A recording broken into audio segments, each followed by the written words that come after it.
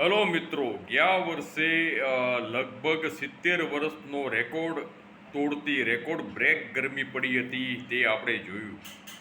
આ વર્ષે હવામાન ખાતાના જણાવ્યા મુજબ ગત વર્ષનો પણ રેકોર્ડ તોડે તેવી સખત ગરમી પડે તેવી શક્યતાઓ રહેલી છે. એનિમલ હેલ્પલાઇન ભાવનગર વતી સામાજિક કાર્યકર નરેશભાઈ ભાઈચંદભાઈ મેઘાણી સર્વ જીવદયા પ્રેમીઓને એક નમ્ર અરજ કરે છે કે તમે મૂંગા પશુ પક્ષીઓ માટે તમારી અગાસીમાં, ટેરેસમાં, બાલ્કનીમાં કે અન્ય જગ્યાએ પીવાના પાણીની કુંડા, ટાંકી અને અન્ય રૂપે સખત વ્યવસ્થા કરતા રહો.